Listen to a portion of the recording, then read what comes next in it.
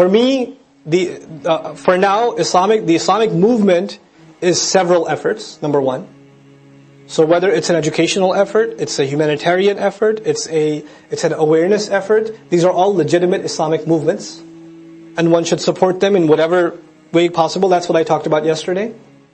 And two, for me personally, my movement is learning and teaching the Qur'an.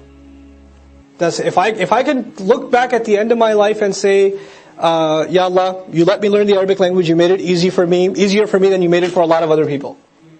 And you opened doors for me to understand the Qur'an and learn the Qur'an and benefit from great scholars of the Qur'an, that I feel like I really lucked out.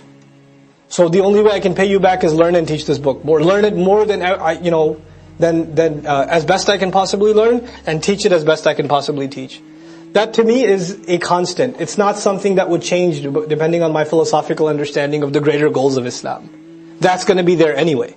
So might as well, if it is a constant, might as well give your life to it. Give your struggle to it. So that's me personally. I don't impose that on anybody else. But because to me, that will allow the Muslims never to lose sight of where their identity comes from. Our identity we should think the way Qur'an wants us to think. We should be exposed to secondary literature. We should be. I should be exposed to Ihya Ulumuddin. I should be exposed to Aqidah books. I should be exposed to fiqh books. I should be exposed to history books. But the first book... Good thing I'm from the flag, okay. The first book I should be exposed to that shapes my thinking should be what? Should be Qur'an, and then everything else. Then everything else. All the other sciences. To me, that's the way to go. I don't look at Qur'an as knowledge, I look at Qur'an as the way to think. The mentality, the attitudes. It balances priorities, things like that. Our deen is about investing in dunya for yourself, fine. But more so investing in your akhirah. Allah doesn't let us do one or the other, we have to combine those two things. Like when you and I earn a halal income, then we've invested in our dunya and our akhirah at the same time. We've done both.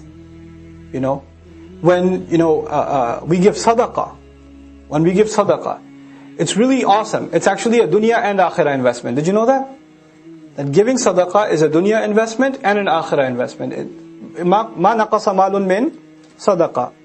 Al-Rasul ﷺ وَعَدَنَا ذَلِكَ. Right? So the Prophet ﷺ promised us, money doesn't go down when you give charity.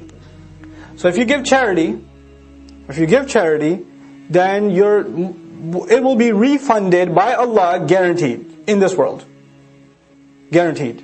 And you've deposited it into a halal interest account, akhirah account, that pays, at least 700 times. So you deposited $1 and it's 700, and then Allah adds, وَاللَّهُ يُضَاعِفُ لِمَنْ يَشَاءُ. Allah multiplies on top of that for whoever He wants.